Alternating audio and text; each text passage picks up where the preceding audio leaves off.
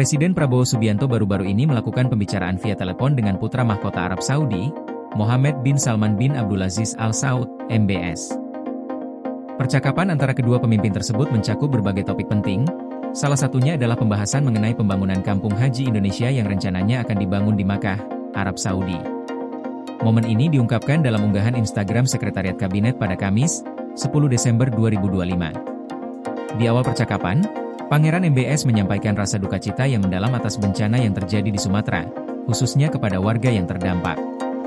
Beliau menyatakan dukungannya yang penuh kepada Indonesia dan menyampaikan bahwa pihaknya yakin Indonesia, sebagai negara besar dengan pemimpin yang kuat, mampu mengatasi bencana tersebut. Pangeran MBS juga mengungkapkan bahwa beliau sangat percaya pada kemampuan Presiden Prabowo Subianto dalam menghadapi situasi dan tantangan apapun. Indonesia adalah negara besar, serta pemimpinnya adalah presiden yang kuat dalam menghadap kondisi apapun, tulis Sekretaris Kabinet, Teddy Indrawijaya, dalam pengumuman tersebut. Selanjutnya, kedua pemimpin negara ini melanjutkan percakapan mereka dengan membahas rencana pembangunan kampung haji Indonesia di Makkah. Pembicaraan ini menyentuh sejumlah aspek penting, seperti penentuan lokasi pembangunan, proses konstruksi, dan fasilitas yang akan disiapkan untuk jamaah haji Indonesia. Kampung haji ini nantinya diharapkan dapat memberikan kenyamanan dan kemudahan bagi para jamaah haji Indonesia dalam melaksanakan ibadah haji. Pembicaraan ini mencakup rincian lebih lanjut mengenai lokasi yang akan dipilih, serta proses pembangunan yang akan dilakukan. Selain itu, kami juga membahas fasilitas yang akan disiapkan, yang dirancang khusus untuk memenuhi kebutuhan jamaah haji asal Indonesia, kata Teddy Indrawijaya.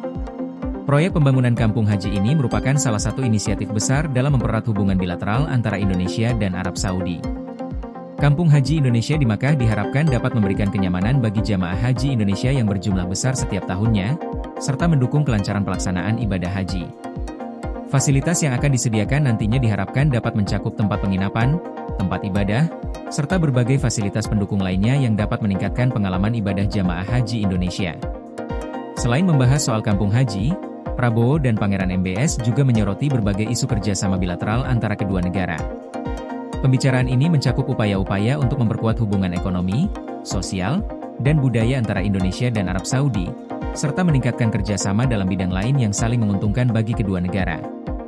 Bersamaan dengan percakapan tersebut, Sekretariat Kabinet juga menginformasikan bahwa Presiden Prabowo berharap dapat melanjutkan kerjasama ini dengan lebih banyak proyek-proyek strategis yang mendukung kemajuan bersama Indonesia dan Arab Saudi.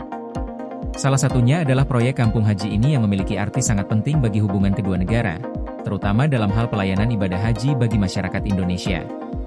Secara keseluruhan, pembicaraan antara Presiden Prabowo Subianto dan putra mahkota Mohammed bin Salman merupakan langkah penting dalam mempererat kerjasama bilateral antara Indonesia dan Arab Saudi. Rencana pembangunan kampung haji di Makkah merupakan simbol komitmen kedua negara untuk saling mendukung dan memperkuat hubungan yang sudah terjalin lama. Selain itu, Prabowo juga menyampaikan rasa terima kasihnya kepada Pangeran MBS atas dukungan yang diberikan, serta berharap agar kerjasama ini dapat terus berjalan dengan sukses. Sebagai negara dengan jumlah jamaah haji terbesar, Indonesia sangat membutuhkan fasilitas yang memadai untuk mendukung kelancaran ibadah haji, dan pembangunan kampung haji ini menjadi langkah konkret dalam mewujudkan hal tersebut.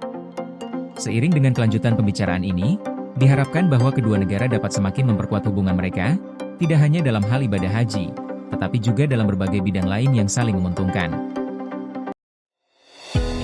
Koordinasi PLN dengan TNGL jelang Hari Kesaktian Pancasila, listrik terbangun, alam tetap lestari. Panen perdana garam Aceh. PLN hadirkan energi untuk UMKM di momen menyambut Hari Kesaktian Pancasila.